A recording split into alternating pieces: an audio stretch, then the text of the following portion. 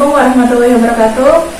Halo teman-teman, saya Asri Handayaningsih, mahasiswa dari Stigma Madinah Sekolah Tinggi Ilmu Tarbiyah Madinah Sragen. Kali ini saya bertemu dengan narasumber kita, Ustazah Eli Damaywati. Beliau pendiri sekaligus pemilik Rumah Tahfiz dan Prakutab Ruhaimah. Bu Eli, mungkin bisa diceritakan sejarah singkatnya Ruhaimah itu? Bismillahirrahmanirrahim. Assalamualaikum warahmatullahi wabarakatuh. Terima kasih Ustazah Asri atas kesempatan untuk menjelaskan tentang Ruhaimah.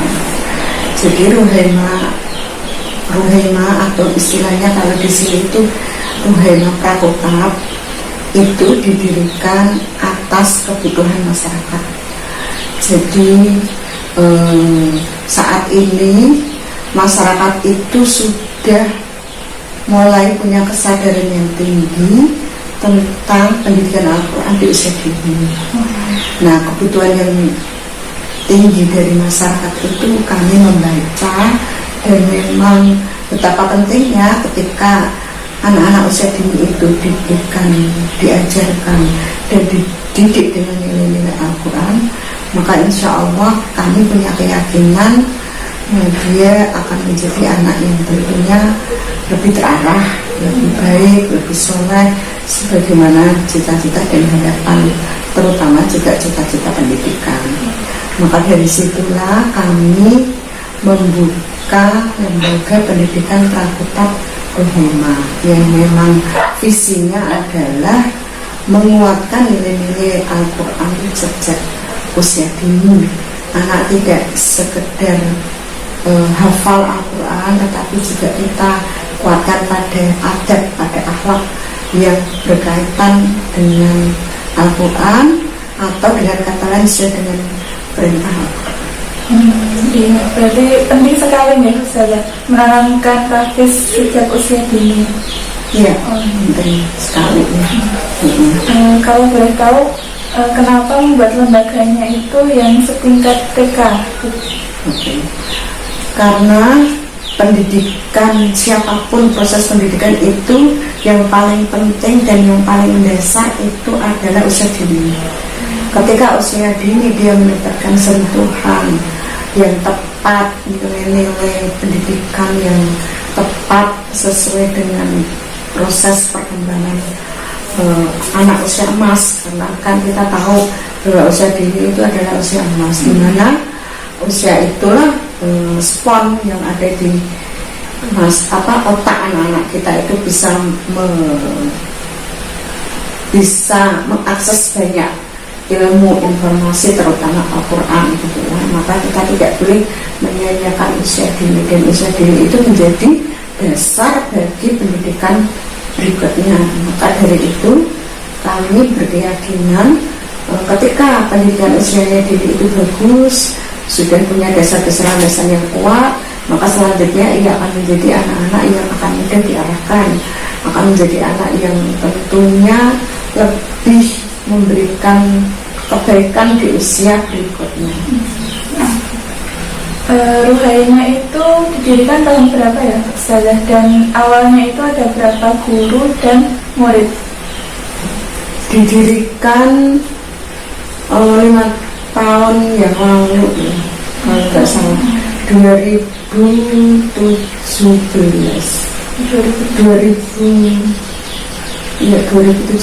insya Allah. Ya, sudah 4 tahun. Sudah 4 tahunan ya. Awalnya kami baru punya guru 4, dan mungkin muridnya juga belum banyak, ada sekitar 20-an atau ya 15-an lah. Tahun pertama dibuka mungkin dari 15-an anak gitu ya. Terus karena tadi masyarakat sudah mulai sadar akan pendidikan usia dini dan akan pentingnya pendidikan Al-Quran, maka alhamdulillah 4 tahun ini berkembang dengan bagus. Ustazah Eli, kan awalnya tadi muridnya 15 ya, dan gurunya 4. Itu sebenarnya sudah kebanggaan yang luar biasa. Sekolah baru itu sudah bisa mendapatkan 15 siswa. Artinya antusias dari masyarakat itu sangat besar terhadap pendidikan di Ruhaimah. Nah, sekarang untuk jumlah murid dan gurunya berapa nih? Sekarang gurunya ada 10, jumlah muridnya sekitar 55 sampai 60-an ya. Oh, Masya Allah, banyak ya. Alhamdulillah. Alhamdulillah banyak. Artinya kesadaran masyarakat sudah mulai sudah mulai tinggi. Dan itu juga tidak tergantung kesadaran masyarakat ya, tapi bagaimana yang juga sangat menentukan adalah bagaimana kita mengelola pendidikan itu. Kalau kita ingin diterima oleh masyarakat, tentunya lembaga kita juga harus dikelola secara profesional atau berkualitas gitu. Jadi tidak sekedar masyarakat butuh terus kemudian kita membuat pendidikan saya tentunya tidak begitu. Tapi ketika kita bisa membaca masyarakat butuh, ada permintaan di masyarakat, tapi kita juga memberikan model pendidikan yang berkualitas, yang baik, yang kemudian antara kebutuhan dan penawaran akan menjadi sangat seimbang, dan itu mungkin yang menentukan Ruhema ini berjalan lebih katakanlah cepat ya. Nah, sebuah lembaga itu kan yang menentukan bagusnya itu tergantung kurikulumnya nih Ustazah. Kadang kurikulumnya yang bagus itu membuat sebuah lembaga itu bagus. Nah, kurikulum Ruhaima itu seperti apa Ustazah Eli? Tentunya tidak hanya kurikulumnya aja ya. Gurunya juga sangat menentukan. Kalau kurikulumnya bagus, menunya, kurikulum itu ibarat menunya enak, bagus, sudah lengkap, tapi kokinya nggak ahli, ya nggak bisa, gurunya nggak sesuai dengan harapan, dengan ideal seorang guru juga berjalan. Jadi tidak hanya tergantung kepada kurikulumnya, tetapi guru juga nggak bisa kalau kurikulumnya juga sembarangan, kan? Maka memang ada salah satu yang juga sangat menentukan dalam sebuah proses pendidikan itu adalah kurikulum. Nah, kurikulum Ruhaima itu memang kurikulum dinas, kemudian kita tambahin dengan kurikulum keislaman. Jadi karena sini ada visi yang berbeda dengan sekolah-sekolah umum, yakni penanaman Al-Quran, penanaman akidah, penanaman akhlak, maka kemudian kurikulum dinas itu kita tambah dengan kurikulum yang disebut dengan kurikulum khas Ruhaima. Kurikulum khas berarti berbeda dengan sekolah lain. Ya, berbeda dengan sekolah lain yang itu menjadi keunggulan atau lebih jaminan mutu di sekolah sini. Mungkin bisa dijelaskan Ustazah agar yang lainnya juga mengerti dan menambah wawasan kita. Kekhasan kurikulum Ruhaima itu bagaimana? Ya, kurikulum Ruhaima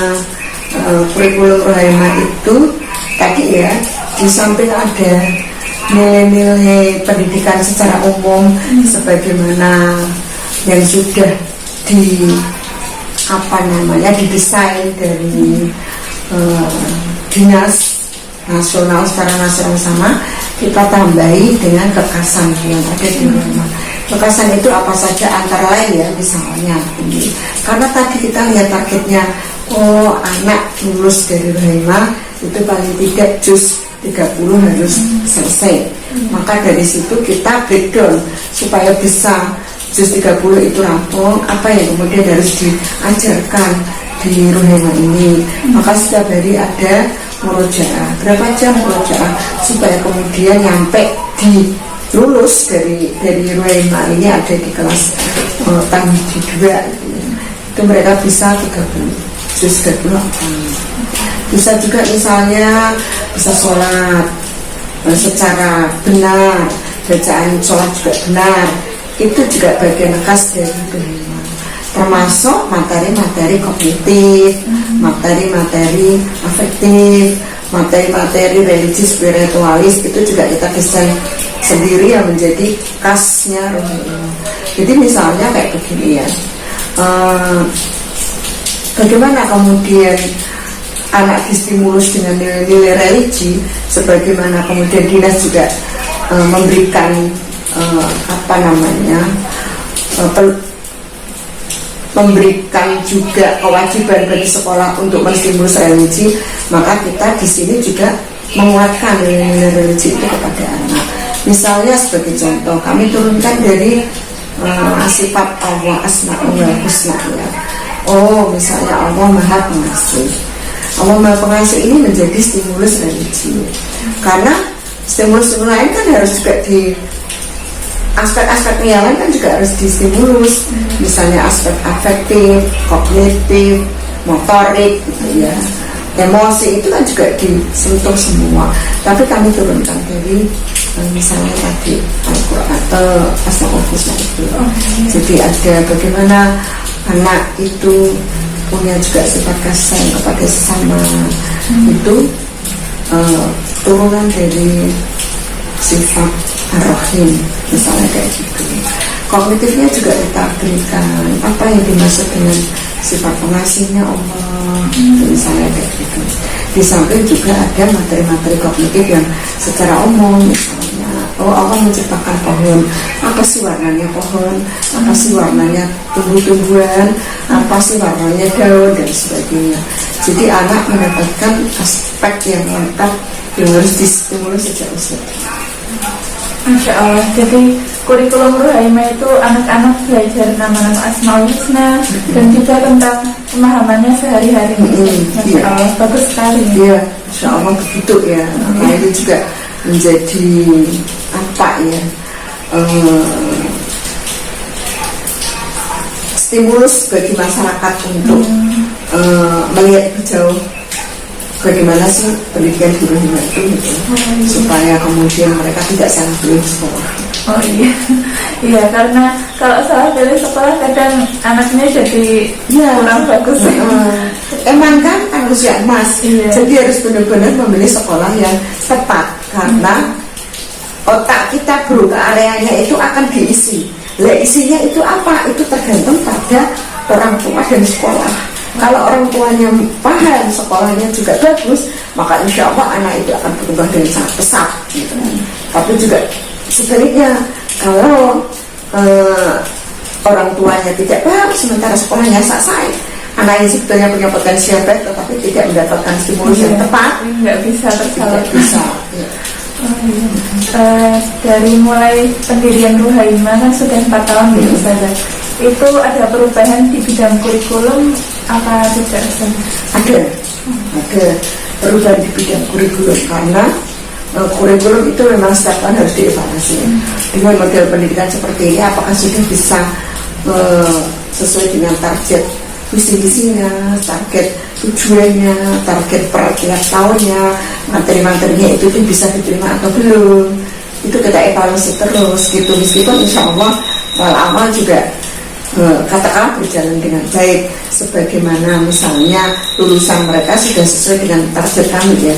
Tapi kami terus menyempurnakan kekurangan-kekurangan supaya tadi polesan Al-Qurannya lebih tajam lagi, hafalannya lebih bisa banyak lagi, di samping hafalan Quran juga bisa hadis pendek, terus akhlaknya bagus. Nah, dalam rangka menyempurnakan visi misi sesuai dengan target harapan orang tua yang tinggi kepada masyarakat, di samping juga perubahan sosial budaya yang ada di masyarakat itu, kompetensi yang kita harapkan dari anak-anak itu, maka disitulah pentingnya kurikulum kami ubah. Atau kalaupun tidak diubah ya disempurnakan.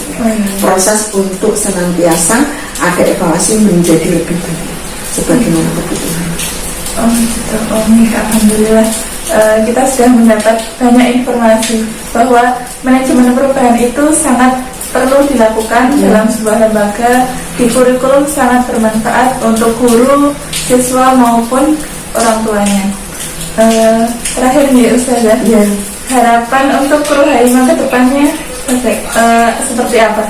Ya, secara pribadi kami dari lembaga Ruhaimah ingin memberikan yang terbaik untuk masyarakat. Artinya kami berpartisipasi menjadi pengisi pembangunan masyarakat dalam bidang pendidikan khususnya, dan Al-Quran lebih khusus lagi. Jadi kami ingin masyarakat Indonesia sejak kecil itu sudah menjadi masyarakat yang bertakwa, anak-anak yang bertakwa sebagaimana tujuan pendidikan, dan kami ingin memberikan kontribusi sebaik mungkin kepada masyarakat khususnya dalam bidang pendidikan, sehingga kehadiran Rohema itu benar-benar memberikan kebaikan, memberikan mampu mencerdaskan masyarakat khususnya di Kota Kalteng, dan insya Allah siapa tahu nanti kita akan membuka cabang di beberapa kota. Harapan kami seperti itu ya. Semoga kedepannya bisa membuka amin. Bisa mendapat kebaikan. Amin. Jadi kita ingin benar-benar memberikan kemanfaatan dan kebaikan kepada masyarakat, khususnya mencetak manusia-manusia yang berkualitas. Alhamdulillah, wawancara kali ini sudah selesai. Ustazah Eli, jazakumullah khairan katsiran atas waktunya yang telah diberikan untuk saya mewawancarai jenengan. Sampai berjumpa di pertemuan berikutnya teman-teman. Akhir kalam, wassalamualaikum warahmatullahi wabarakatuh.